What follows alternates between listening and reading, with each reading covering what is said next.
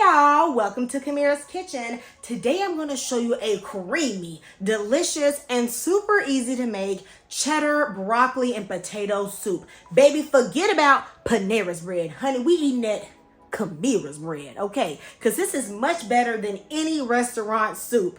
Let's go ahead and get started. One thing I love about this soup is that there's absolutely so many vegetables. So of course you have broccoli. We're going to be using carrots, potatoes, onion, garlic. You could actually use cauliflower if you want. So we're going to start off by prepping the broccoli. This is a broccoli crown, and I prefer these over buying like the stalks on the broccoli because most of the time I just want the florets. So I usually just cut off this stalk. And you don't have to throw this away. You can chop this up and put this in the soup as well if you want to. And then I just hold it and I start plucking off the little florets. They'll come off super easily with a sharp knife.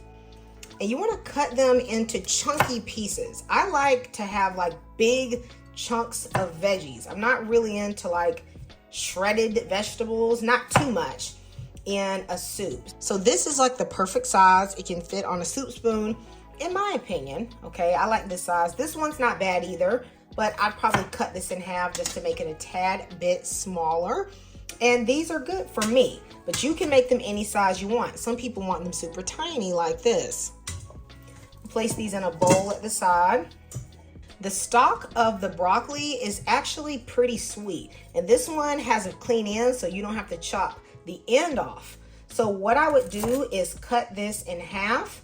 And the leaf is edible too, so don't throw that leaf away. In fact, the leaf tastes good. And then you just kind of cut it into thin pieces. As long as the stalk is not woody, then it's perfectly edible and it tastes very nice and sweet. For the carrots, you can either leave the skin on or take it off.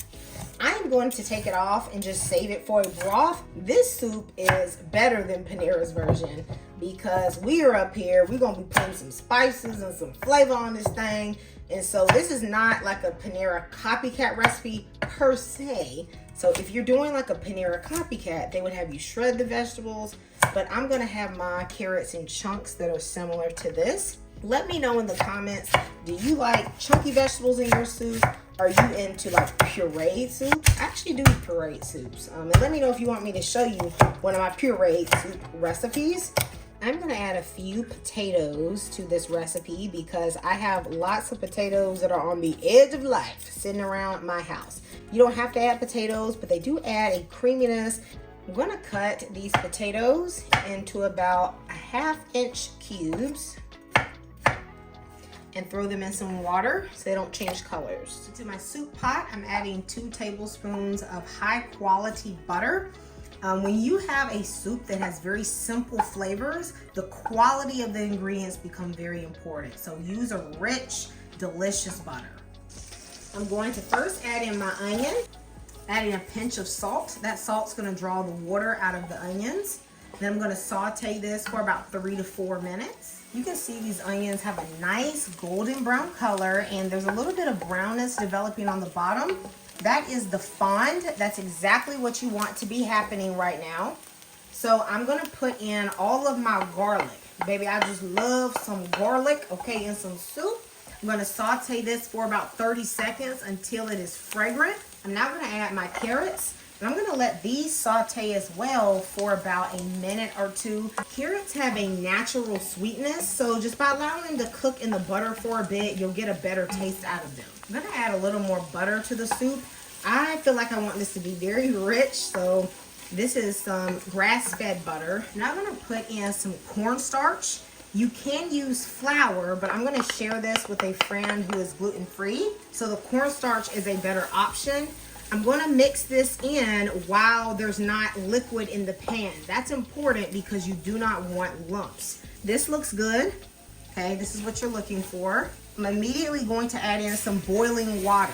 I heated this up in my kettle so that it wouldn't change the temperature of my pan. So I'm putting in about 4 cups of water. And as I'm mixing, you can see that there's a little bit of thickness to this, but there's not any lumps. The chunks you're seeing is the onion and the garlic. Since I didn't use chicken broth, I'm gonna put in about 1.5 tablespoons of low sodium chicken bouillon. It's important to me that this is low sodium because the cheese has a lot of salt and you want to make sure this does not get salty. I'm going to let this just melt inside of the broth. Then I'm going to season this with some white pepper. Pepper has a little bit of a kick to it. Plus, I like the white color. Want to be bougie like me, go ahead and use that white pepper. I'm going to put a little bit of paprika and also just a little touch of nutmeg. Look, y'all, don't knock it till you try this, okay? Just a pinch of nutmeg tastes good in a cheese sauce or like a cheesy soup in this case. Have the potatoes. I'm gonna add my potatoes in, and I want the potatoes to cook for about 5 or 6 minutes before I put in the broccoli because these have a longer cook time. If you use Yukon Gold or the red skin potatoes, they're gonna hold their shape quite a bit better than like a russet potato or a white potato. Cover and simmer for about 5 minutes. Okay, it's been 5 minutes. I'm gonna check on my carrots and potatoes. You do want to stir this from time to time. Since there's that cornstarch in there, it might start trying to stick to the bottom and you don't want that to happen. I'm gonna let this simmer for about 2 more minutes. Okay, I've let this cook for 2 more minutes. Now it's time to add the broccoli. Okay, the broccoli is what I really came for. This is adding a ton of nutrition. All right, now how long you cook this from this point depends on how soft you want your broccoli. I don't like super mushy broccoli. I want it to be kind of al dente. So I'm probably gonna let this cook for about 7 minutes more and then I'll check on it. I know it looks really thick right now, but remember we're also gonna be adding cream and stuff like that too, which is gonna thin it out. So I don't want initially to add any more broth. Push this broccoli down into the liquid as good as I can get it, all right. I'm gonna cover this up and let this cook for about 7 minutes on a medium low. It's halfway through the 7-minute cook time. I'm gonna mix this just to make sure that the broccoli is cooking evenly, because as you can see, it's really thick. So I wanna make sure everything has a chance to get inside of that broth and get some cooking and deliciousness, okay? Okay, so our broccoli has been cooked well, and the potatoes should pretty much be done. I'm gonna test one of the potatoes, okay? The potatoes are pretty much done. Something very important to the taste of this soup is that you use a good brand cheese. Now you don't have to use the most expensive cheese you find in the store, but it does need to be of at least decent quality. The reason is that the cheese is going to add a lot of flavor to the soup. So if you have a very cheap cheese, you're not gonna get that taste that you are looking for.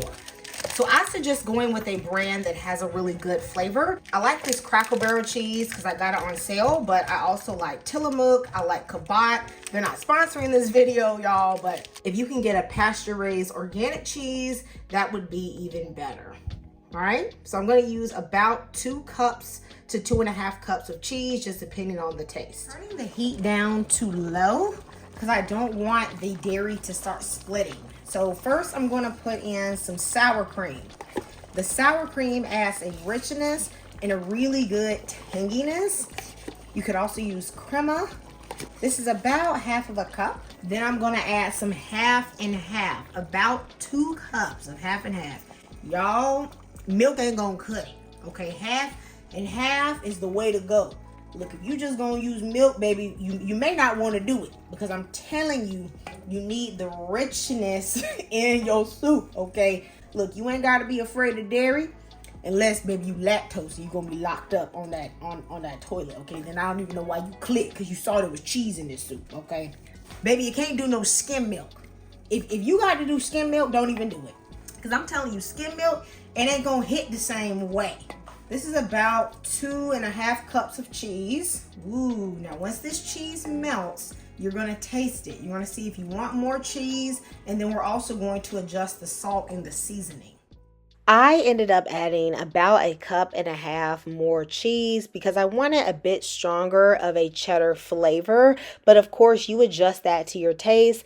I'm then going to add some more white pepper and some vegeta. Vegeta is like a vegetable bouillon. This adds a great umami flavor to this dish. You're going to find with just these simple seasonings, you're going to get a great soup.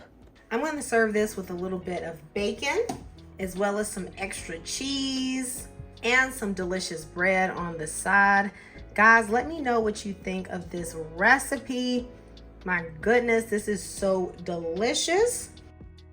Let me know if you are going to make this. I'll see you next time in Kamira's Kitchen. Goodbye and God bless.